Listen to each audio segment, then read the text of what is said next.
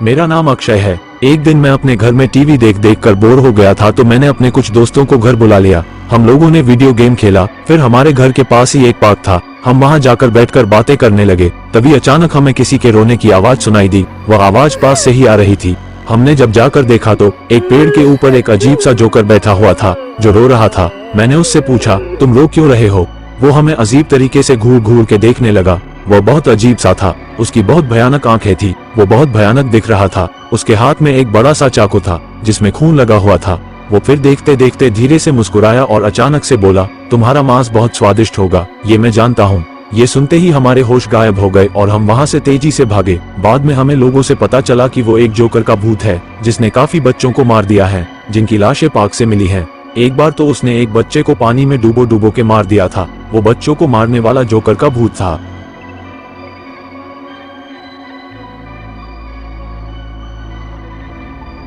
मेरा नाम रिया है। एक दिन मैं अपने अंकल के घर रहने गई थी। जब मैं वहाँ सो रही थी, मैंने देखा एक काली परछाई मेरे कमरे के पास से गुजरी। वह एक आदमी की परछाई थी। वो आकर मेरे दरवाजे के पास खड़ा हो गया। फिर मैंने उठकर अपने कमरे का दरवाजा बंद कर दिया। मैं दोबारा सो गई। अचानक से मेरी आँख खुली तो मैंने देखा मेरे कमरे का दरवाजा खुला हुआ था और वह काली परछाई मेरे सामने दोबारा आ गई थी। वह हंस रहा था। वह एक लंबा आदमी था। वह मेरे गेट के पास खड़ा था और जोर जोर से हंस रहा था। मैं बहुत डर गई। फिर वह मेरे भाई के कमरे की तरफ चला गया। मैं जब सुबह सोकर उठी मुझे लगा ये कोई मेरा सपना था और हम वापस अपने घर आ गए। फिर एक दिन अंकल ने हमें दोबारा फोन किया और अपने घर बुलाया। जब हम उनके घर गए तो उन्होंने उस काली परछाई के बारे में हमसे बात की, लेकिन मेरे मम्मी पापा हंसने लगे। उन्हें कुछ पता नहीं था। मैं बैठी रही। फिर मैंने अपने अंकल को सारी बातें बता दी। अंकल ने मुझे भी बताया कि उन्होंने भी वही परछाई देखी है और उन्होंने यह बातें मेरे पेरेंट्स को भी बताई। तब मेरे पेरेंट्स ये सुनकर डर गए और हमने वह घर बेचने के लिए लगा दिया। मेरा नाम रिया है। ये कहानी तब की है जब मेरा भाई छोटा था। मेरी मम्मी बाहर अपनी फ्रेंड से बातें कर रही थी। वो उस समय प्रेग्नेंट थी और मेरे पापा अंदर सो रहे थे। वो अचानक से डर के उठ गए। मेरी मम्मी ने जब पूछा तो उन्होंने बताया कि उन्होंने भाई के कमरे में एक बड़ी भयानक औरत देखी जो बहुत लंबी थी, जिसने ब्लैक कलर का गाउन पहन रखा था। उसके ड्रैकुला की तरह दांत थे और वो अजीब सी शक्ल की दिख रही थी। जो मेरे भाई को लेने आई थी वो अपने भयानक हाथों से भाई को पकड़ने ही वाली थी। मेरा भाई रोने लगा। मेरे मम्मी पापा भाग के उसके कमरे में गए तो उन्होंने देखा वह सच में चुड़ैल उसके कमरे में आई हुई थी, उसे पकड़ रही थी। तभी मेरे पापा चिल्लाकर बोले, छोड़ दो मेरे बेटे को। तब तो वो चली गई, लेकिन वह उसके बाद हमें वो हर जगह दिखने लगी, कभी कमरे में तो कभी पार्क में।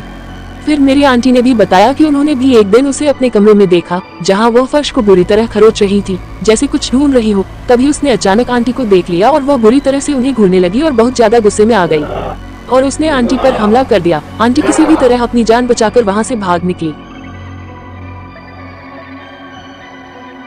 मेरा नाम रिया है। कुछ दिनों पहले मेरे पापा की मौत हो चुकी थी।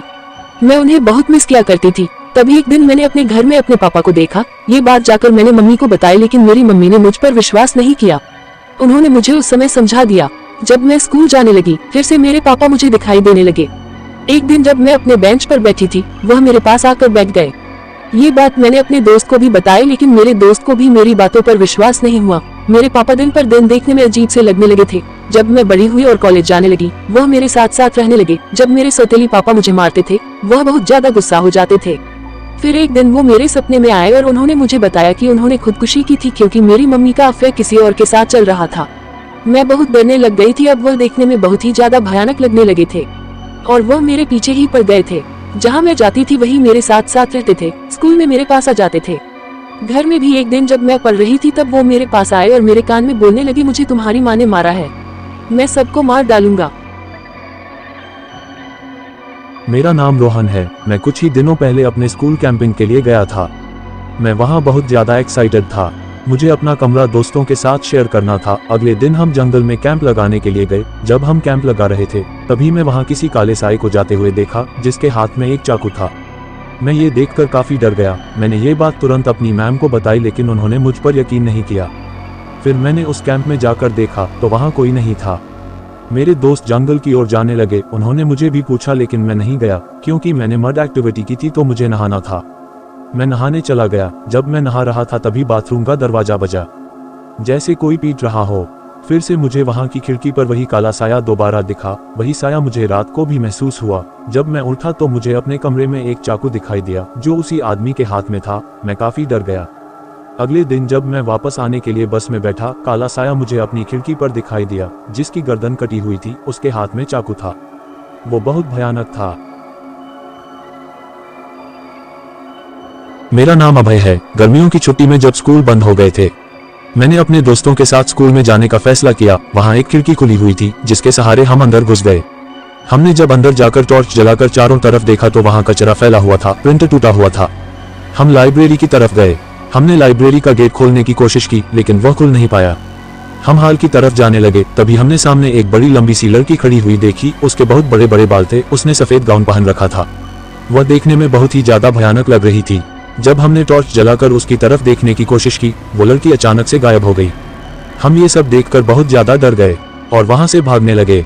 जब मैं भाग रहा था तभी मेरे दोस्त ने मुझे बताया कि वो लड़की मेरे पीछे खड़ी है। मैं काफी डर गया था और जैसे ही मैंने पीछे मुड़कर देखा, वो लड़की मेरे पीछे खड़ी थी। वह बहुत भयानक तरीके से हंस रही थी।